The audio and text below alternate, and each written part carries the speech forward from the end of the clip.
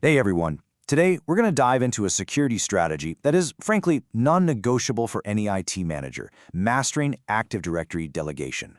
We're going to talk about how to move away from that high-risk world where everyone has the keys and get into a much smarter, way more secure model of control. So let's jump right in. So here's our game plan. First, we'll unpack the hidden dangers of what I call the domain admin problem. Then, I'll show you exactly how to build the right foundation for delegation.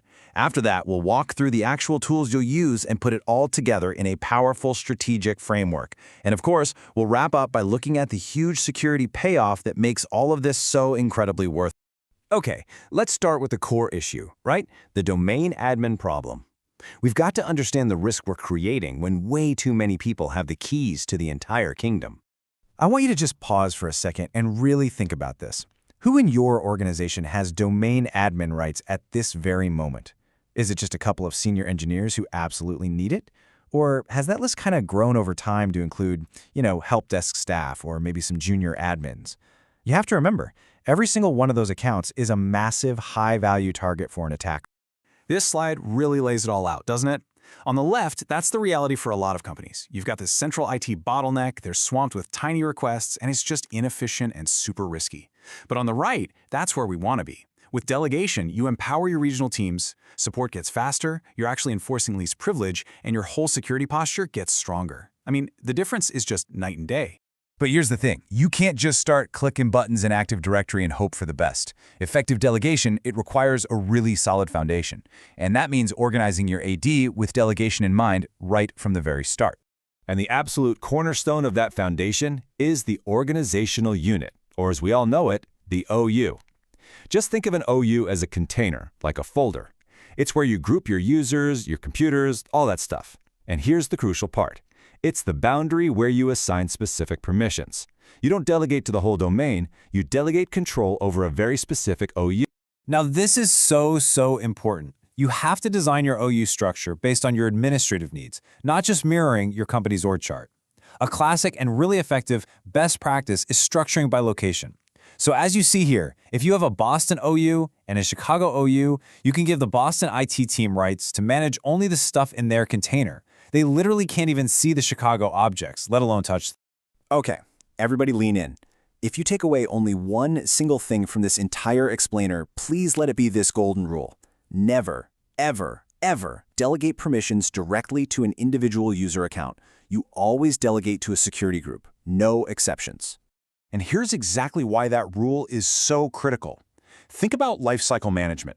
When someone from the Boston help desk leaves the company, do you really want to go hunting through every OU trying to find and remove their individual permissions? Of course not. That's a nightmare. But if you use a Boston help desk security group, you just remove their user account from that one group, and boom, all their delegated access is gone. It's clean, it's simple, you can actually audit it, and it's perfectly consistent. Okay, our foundation is set. We've got our OUs structured by location, and we've created security groups for our regional teams. Now for the fun part, the actual how-to. Let's walk through the Delegation of Control Wizard. Honestly, this is simpler than you might think. You just find your OU, like our Boston example, right-click it, and select Delegate Control.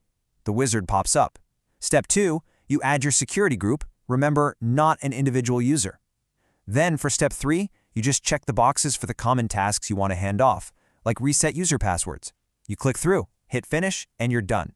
You've just securely delegated control. It's that easy. And you can apply this to so many different real-world scenarios. Your help desk gets password reset rights, but only for their specific region.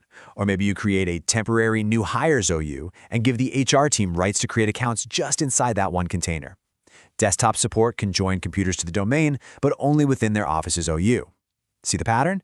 Each team gets exactly the permissions they need to do their job and absolutely nothing more. Okay, let's zoom out a little bit. What we've been doing, delegating specific tasks to specific groups over specific OUs, that's a tactic. It's a great tactic, but it's a tactic. Now let's fit it into a much broader, enterprise-wide security strategy called the tiered administration model. This model basically organizes all your admin roles into layers or tiers.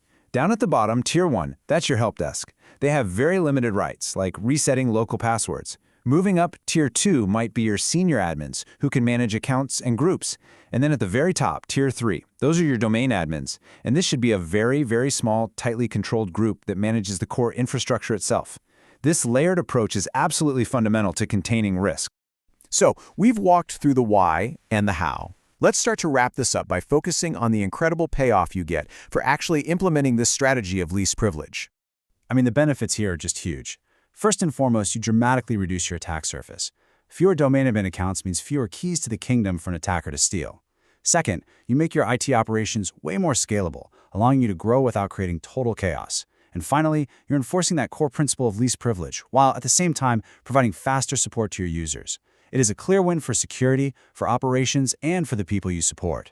So I'll leave you with this one question. This isn't just some technical exercise. It's a fundamental shift in how you secure your entire environment. It's about taking back intentional control. Now that you've seen the framework and the tools, which keys to your kingdom are you going to start taking back?